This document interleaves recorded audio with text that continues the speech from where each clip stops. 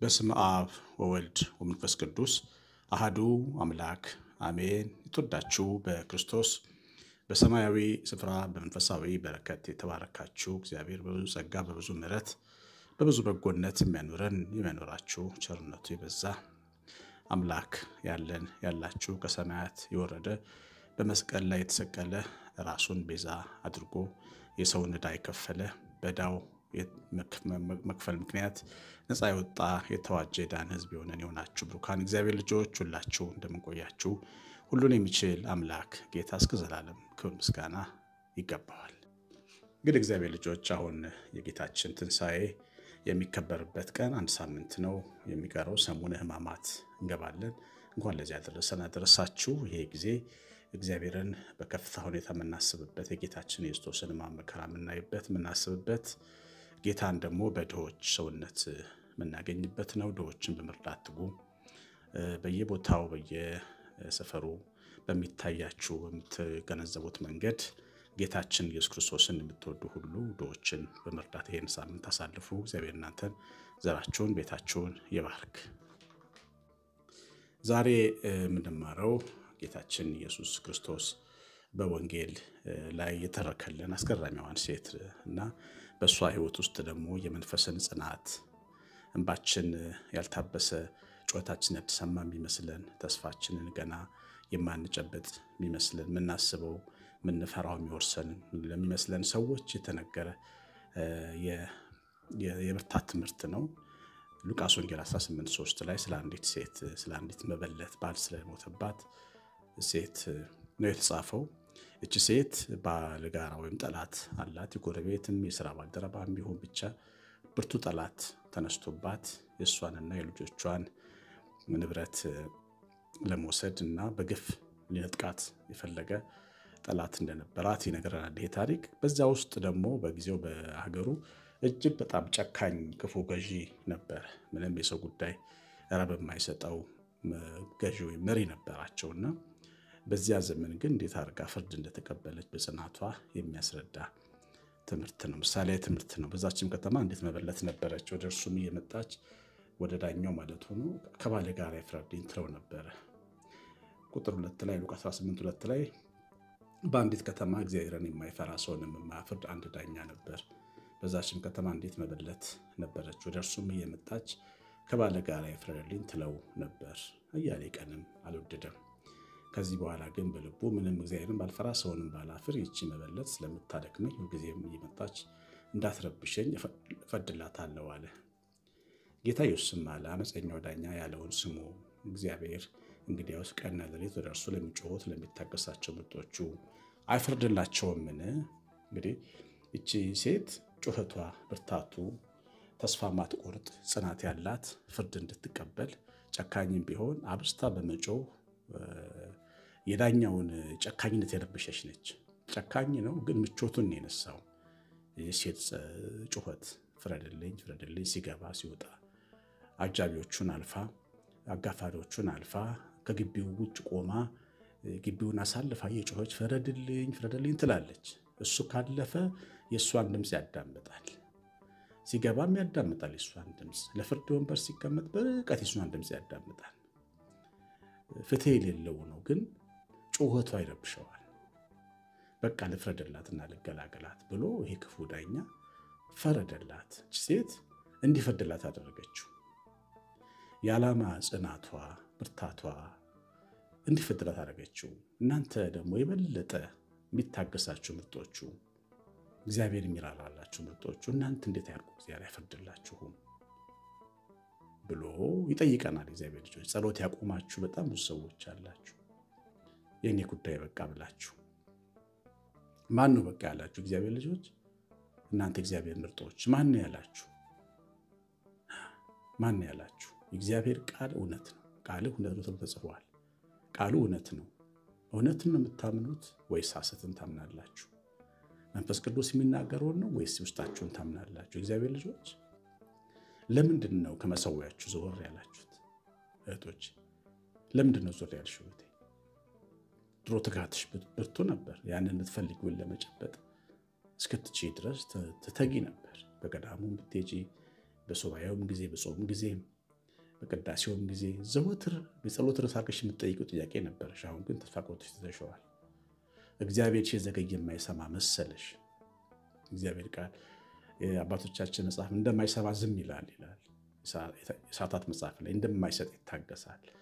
ሰው ዝም ሲል ሊከለክል ይሆናል። እግዚአብሔር ግን ዝም የሚለው የራሱ ቅዱስ አሰራር ስላለው ነው፣ ዓላማ ስላለው ነው። ሰፊ ትንታኔ ያለው እሱ ራሱን ይቻለ። ግን እግዚአብሔር ዝም አለ ተብሎ ጸሎት አይቆምም።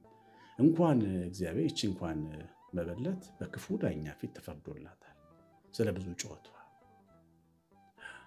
ይህች ሴት በጣም ጨካኝ ዳኛ ነው ያላት። ወንድሜ አንተ ግን በጣም ደግ አባት ነው ያለህ። በጣም ደግ አባት ነው ያለህ። የሚፈርድልህ አዝኖልህ ነው። የሚሰማህ የሚደርስልህ እህቴ የሚደርስልሽ የሚሰማሽ አዝኖልሽ ነው፣ ራርቶልሽ ነው። የልብሽን መዝገብ የውስጥሽን የሚመለከት ውስጥ አዋቂ አምላክ አንደርስታንድ የሚያደርግ አምላክ አባት ነው ያለሽ ያለ። ይህች መበለት ግን በጣም ክፉ ዳኛ ነበር የገጠማት። የማይራራ ነው፣ ግን ጨውቷን አላስቆማት። እግዚአብሔር ያሳያችሁ። እንኳን በደግ አምላክ ፊት በክፉ ዳኛ ፊት እንኳን ሰው ጸንቶ ይጮሃል እኮ። ይሰጠኛል ብሎ ያምናል። አይ አንድ ቀን ይፈድልኛል አላቆምም ብላ ነው የምትጮኸው። ጎረቤት፣ ቤተ ዘመድ፣ ልጆቿ ተይ እናቴ ራስሽን አታዋርጅ ሳይሏት እኮ ያቀሩ። እስከ መቼ ነው? ይሄ እኮ ሰው የጨካኝ እኮ የታወቀ እኮ ነው። ለምንድን ነው የምትጮኸው? ለምንድን እብድ የምትመስዪው ብለዋት ይሆናል። አልሰማችም። እምነቷ ከሁኔታ ከጩኸት ከከበባ ከምክር በላይ ጌታዋን ለመጥራት ወደኋላ የማትል ትጉ ነፍስን ትመስላለች እቺ ሴት። የኛ ነፍስ የታመነ ጌታ ነው ያለ። ያኛው ፍርደ ገምድል ጨካኝ ዳኛ ነው፣ ይሄኛው ግን ጻድቅ ዳኛ ነው። ለተገፉ ፈራጅ ነው፣ የድሆች ወዳጅ ነው፣ የተጠቁትን ያድናል ተብሎ የተጻፈለት እንባ አባሽ ነው። በሐዘንሽ ፈንታ የደስታ አክሊል በለበሽው ማቅ ፈንታ የደስታ መጎናጸፊያ አለብስሻለሁ፣ የተወደደ ቀንም የጌታን ዓመት እሰብክልሻለሁ ብሎ የተናገረ የተስፋ አምላክ ነው የኛ አምላክ። ያቺ ሴት ዳኛ ፊት ስትቆም የሚከራከርላት የሚሟገትላት ጠበቃ አልነበራት፣ ምስክርም አልነበራት። አብሯት ጮኸ፣ ተሰለፈ፣ አጀብም አገኘች የሚላት ተጻፈ። ብቻዋን ጮኸች። ብቻችሁን ቤት ዘግታችሁ የምታለቅሱ ስንት ናችሁ? ብቻችሁን ማንም የማይረዳው ችግር ተሸክማችሁ ለማንም ማውራት ማትችሉት ብታወሩትም ለሰው የማይገባ የእግዚአብሔርን ቀን የምትጠብቁ ብሩካን እግዚአብሔር ልጆች እባካችሁ በርቱ። እግዚአብሔር ዘንበል ይላል። ዳዊት ቆይቼ ደጅ ጠናሁት እሱም ዘንበል አለልኝ ይላል። ግድ የላችሁ ከመተው አለመተው ይሻላል። ዝም ከማለት መጮህ ይሻላል። ከመተኛት ከማማረር ከማጉረምረም መጸለይ ታምኖ ይሻላል። ሁለቱም ኤነርጂ አይደል? ማባከን አይደል? እዛም ስንጮህም ስናጉረምረም ምናባከነው ነገር አለ። ነገር ግን ለምንድን ነው በጎን ለማትረፍ ማንሰራው? እግዚአብሔር ልጆች እግዚአብሔር ለብቻ የሚበቃ አምላክ ነው። ብቻውን የሚበቃ አምላክ። ምስክር ሳይኖር ዳኛ መሆን ይችላል። ጠበቃ ሳይኖር ዳኛ መሆን ይችላል። አጀብ ሳይኖር ከፍ ያደርጋል። አይሁዳዊውን መርዶክዮስ በሰራው መልካም ነገር በጎ ነገር ንጉሡ አርጤክስስ እንዲያስበው ያደረገው እግዚአብሔር አይደለም? መዝገብ እንዲገልጥ እንቅልፍ እንዲያጣ አድርጎ ንጉሡ መዝገብ ሲያገላብጥ አንድ መርዶክዮስ የሚባል ድሃ ጥበቃ ሊገሉኝ ሲሉ አትርፎኛል የሚል መዝገብ ሲያይ ኧረ ጥሩልኝ ብሎ ወደ ትልቅ ሽልማትና ክብር አላመጣውም? እግዚአብሔር ቀን እኮ አለው። ከአመድ የምትነሱበት ቀን አለ። ከአፈር የምንነሳበት ቀን አለ። መጎናጸፊያችንን የምንቀይርበት ቀን አለ። ማርዳም እናጠልቅበት ቀን አለ። ጌጥ ዝርግፍ ጌጥ እናጠልቅበት ቀን አለ። ስጋውን ደሙን ተቀበለን የምንቀደስበት ቀን አለ። እግዚአብሔር ይሰማል። እንባ ያብዛል። የደግነት ሁሉ መጨረሻ ደግ አምላክ አለን ሰማይ ላይ። እንኳን እሱ ያጨካኝ እንኳን ዳኛ ስለነዘነዘው ሲል ፈረደላት። የሚታገሳችሁ እያየ የሚታገሳችሁ ውስጣችሁን እያየ የሚታገሳችሁ እሱማ እንዴት አብልጦ። እግዚአብሔር ፍጹም ወዳጅ ነው። ይህን የምትሰሙኝ ሁላችሁ ስሙኝ በደንብ። ፍጹም ወዳጅ ነው። ፍጹም ወዳጅ ነው ስላችሁ ውስጣችንን ገበናችንን እያየ ነው የወደደን። ማንም ሰው ውስጣችንን አይቶ አይደለም የሚወደን፣ በውጫችን ነው የሚወደን ሰው። በጥሩ ንግግራችን፣ በጥሩ እንቅስቃሴያችን አጣርተን በምናወጣቸው አንዳንድ ተግባራት ነው ሰው የሚወደን። የውስጣችንን ግን የሚያውቅ ብቸኛ መብራት ክርስቶስ ነው። እሱ እያየ ነው የሚወደን። ደስ የሚል አንድ አስገራሚ መዝሙር አለኝ። ውስጤን እያየ ትወደኛለህ፣ ድካሜን አይተህ ታፈቅረኛለህ። ታማኝ መድኃኒት ባለጸጋው የአምላኬ ፍቅሩ ልኩ ወይት ነው። ወዳጅ ነው ሲባል ይወላችሁ አውቆ ነው የሚወደን። ዛሬን ያውቃል፣ ነጋችንን ያውቃል፣ የተነገ ወዲያ ጥፋታችንን ያውቃል። እያወቀ ገና ኃጢአተኞች ሳለን የወደደን። ስለዚህ በሚወደን እውነተኛ አባት ፊት ፍርድ የምንቀበል፣ ዳኝነት የሚሰጠን፣ የምንሰማ፣ መልስ የምንቀበል ስለሆንን ከጸሎት መሰዊያችንና ከእምነት ተራራችን መውረድ የለብንም። እግዚአብሔር ልጆች በርቱ። አንድ ቀን አለ እንባችሁ የምታበስበት። አንድ ቀን አለ የልባችሁን መሻት የምትቀበሉበት። አንድ ቀን አለ ይስሐቅን የምታቅፉበት። አንድ ቀን አለ ዕዳችሁን የምትከፍሉበት። አንድ ቀን አለ ተራራ የሚናድበት። አንድ ቀን አለ ባህራችሁ የሚከፈልበት። አንድ ቀን አለ ጠላታችሁ አደብ የሚገዛበት። አንድ ቀን አለ ሰውነታችሁ ራሳችሁ የምትገዙበት። አንድ ቀን አለ የምትቀደሱበት። አንድ ቀን አለ የእውነት ንስሐ የምትገቡበት፣ ስጋውንም የምትቀበሉበት። አንድ ቀን አለ የልጆቻችሁን ክብር የምታዩበት፣ እግዚአብሔር ልጆች። አንድ ቀን አለ ፊቱን የምታዩበት፣ እጁን የምታዩበት፣ ምሕረቱን የምታዩበት። አንድ ቀን አለ ለእናንተ የሚመሰክርበት፣ ለመገፋታችሁ መልስ የሚሰጥበት። አንድ ቀን አለ እግዚአብሔር የእውነት ደሞዝ የሚከፍልበት። የለፋችሁ፣ የተነጠቃችሁ፣ የተቀማችሁ የእግዚአብሔር መለኮታዊ በረከት ወደ እናንተ መጥቶ የመገፋታችሁን ደሞዝ የምትቀበሉበት አንድ ቀን አለ።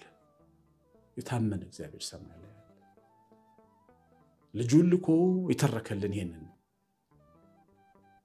ጨካኝ ዳኛ እንኳን ይፈርዳል።